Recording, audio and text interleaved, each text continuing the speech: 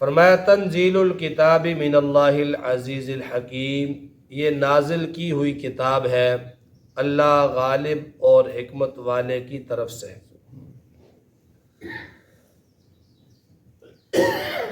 اس میں کسی قسم کا اس کتاب میں کوئی شک نہیں ہے، کیونکہ جو نازل کرنے والی ذات ہے وہ غالب ہے اور وہ حکیم ہے۔ انا انزلنا الیک الکتاب بالحق، بے شک ہم نے آپ کی طرف نازل کیا اس کتاب کو حق کے ساتھ، سچ کے ساتھ۔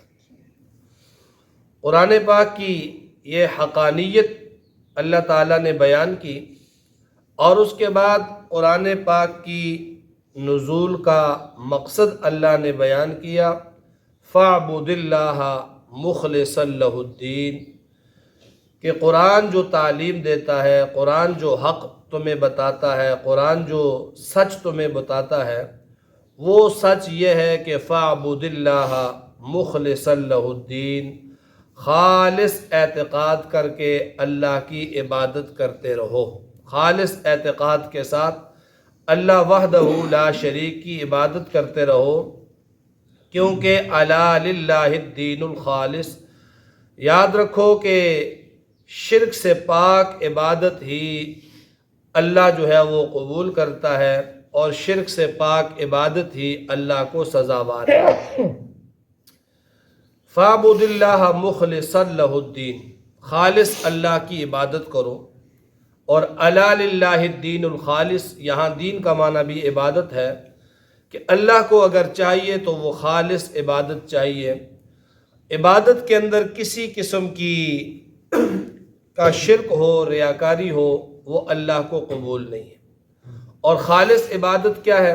خالص عبادت اگر اس کا تعلق اعمال کے ساتھ ہو تو ایسے اعمال اللہ کو چاہیے جو شرک سے خالی ہوں، ریاکاری سے خالی ہوں، کیونکہ ریاکاری بھی شرک کی قسم ہے۔ اگر اعمال کے اندر ریاکاری آ گئی، اعمال کے اندر دکھلاوا آ گیا، اعمال کے اندر نام و نمود آ گیا، تو وہ اللہ کے لیے نہیں ہے، کیونکہ اللہ کو جو چاہیے وہ بالکل خالص اعمال چاہیے۔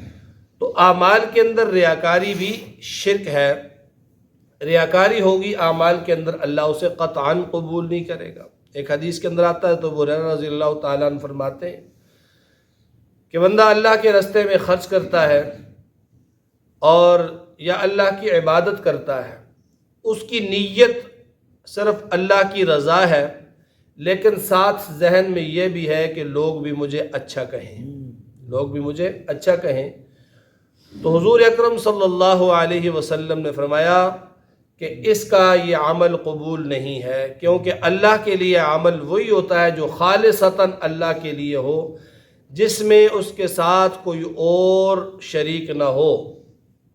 اور جب ریاکاری والا جو عمل ہے، دکھلاوے والا جو عمل ہے، اس میں اللہ کے ساتھ ان لوگوں کو شریک کیا جاتا ہے جن کو دکھانا مقصود ہے۔ چنانچہ ایک حدیث کے اندر آتا ہے قیامت کے دن بندے کے اعمال اللہ کے سامنے پیش ہوں گے، اور اس میں بہت سارے اعمال ایسے ہوں گے جنہیں اللہ قبول نہیں کرے گا اور جن کا بدلہ اللہ نہیں دے گا۔ بندہ کہے گا یا اللہ یہ اعمال ہیں سارے، اللہ فرمائیں گے کہ جن کے لیے تو نے یہ اعمال کیے تھے نا، جا کر ان سے بدلہ لے لے، میرے پاس تیرے لیے کچھ بھی نہیں ہے، ان سے جو لینا ہے لے لے۔ دکھلاوا اور ریاکاری حدیث پاک کی روح سے یہ بھی شرک ہے۔ دکھاوا اور ریاکاری جس عبادت کے اندر ہو تو وہ عبادت خالص نہیں ہوتی، اور اللہ کو کیا چاہیے؟ الا للہ الدین الخالص، اللہ تعالیٰ کو تمہاری عبادت وہ چاہیے جو بالکل خالص ہو، ریاکاری سے خالص ہو، نمود سے خالص ہو، تکبر سے خالص ہو۔ اور اس کا تعلق جو ہے وہ انسان کے دل کے ساتھ ہے۔ یہ نہیں ہے کہ بندہ نماز پڑھ رہا اور کوئی باہر سے گزرتے ہوئے اسے دیکھ لے تو یہ اس کی ریاکاری ہوگی، قطعاً نہیں ہے۔ کوئی بھی نیک عمل کرتا ہے، ظاہر ہے لوگوں نے تو دیکھنا ہے ہی، تو یہ دیکھنا جو ممنوع ہے، جو دیکھنا ریاکاری کے زمرے میں آتا ہے، وہ انسان کے اپنے دل پر، اپنی نیت پر منحصر ہے کہ اس کے دل میں کیا ہے، لوگ کیا کہیں گے۔ بندہ نماز پڑھ رہا ہے مسجد میں، بہت سارے لوگ ہوتے ہیں نماز پڑھنے والے، ہر ایک کی نماز ریاکاری ہے؟ قطعا نہیں۔ اسی کی نماز ریاکاری ہے کہ جس کے دل میں یہ ہو کہ یار لوگ کہیں کہ بندہ نمازی ہے، لوگ کہیں کہ بندہ نیک ہے، تو یہ ریاکاری ہوتی ہے۔ تو فرمایا کہ اعمال میں، عبادات میں ریاکاری جو ہے وہ آ جائے تو وہ عبادت خالص نہیں ہوتی، اور وہ عبادت اللہ کے لیے بھی نہیں ہے۔ اور عقائد میں شرک آ جائے، عقائد میں شرک آ جائے تو وہ عقیدہ بھی خالص نہیں ہے، اور اللہ کو جو چاہیے وہ خالص عقیدہ چاہیے۔ ملاوٹ والا عقیدہ اللہ کو قبول نہیں، ملاوٹ والے اعمال اللہ کو قبول نہیں ہیں۔ فاعبد اللہ مخلصا لہ الدین، خالص اعتقاد کر کے اللہ کی عبادت کر، اور الا للہ الدین الخالص، یاد رکھ عبادت جو کہ شرک سے خالص ہو اللہ کے لیے سزاوار وہی ہے۔ والذین اتخذوا من دونہ اولیاء، ان لوگوں کا بہانہ اللہ تعالیٰ نے بیان کر کے اس کو رد فرمایا۔ بہانہ یہ تھا کہ وہ مشرکین مکہ جو بتوں کی عبادت کرتے تھے، جو بتوں کو پوجتے تھے، ان کے سامنے سجدے کرتے تھے، ان سے جب کہا جاتا تھا کہ یہ تو بت ہیں، یہ تو تمہارے کسی کام آنے والے نہیں ہیں، ان کی عبادت تم کیوں کرتے ہو؟ عبادت ایک اللہ کی کرو، ان بتوں کو تم کیوں پوجتے ہو؟ یہ بے جان ہیں، ان کے سامنے تم کھانے کیوں رکھتے ہو؟ یہ کھاتے نہیں ہیں۔ ان کے سامنے تم اپنی حاجتیں کیوں پیش کرتے ہو؟ یہ سنتے نہیں ہیں۔ ان سے تم کیوں مانگتے ہو؟ یہ سمجھتے ہی نہیں ہیں۔ تو کافروں کا جواب کیا ہوتا تھا؟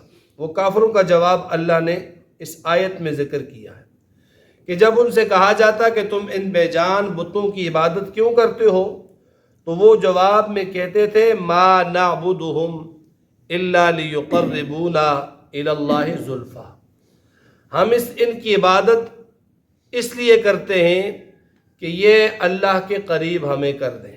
ما نعبدہم، نہیں عبادت کرتے ہم ان کی، الا لیقربونا الی اللہ زلفیٰ، مگر اس نیت سے کہ اللہ کے قریب ہمیں کر دے، مرتبے کے اعتبار سے، درجے کے اعتبار سے خدا کا مقرب بنا دے۔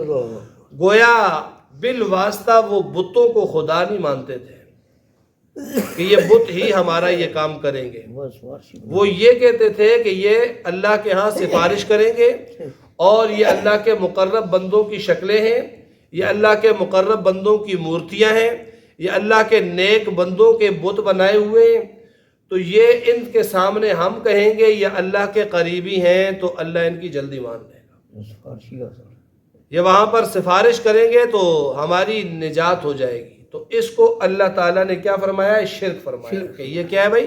شرک ہے۔ اور موجودہ دور کے شرک کو بھی اگر دیکھا جائے، سوچا جائے اس کے متعلق، تو وہاں بھی نظریہ یہی کار فرما ہے۔ ہاں بھائی کیوں جاتے ہو قبروں پر، کیوں جھکتے ہو قبروں پر، کیوں مانگتے ہو وہاں سے؟ وہ جی وہ اللہ کے نیک بندے ہیں، وہ اللہ کے نیک بندے تھے، اس لیے وہاں جا کر مانگیں گے تو جلدی قبول ہوگا، جلدی ہماری بات قبول ہو جائے گی، دعا قبول ہو جائے گی۔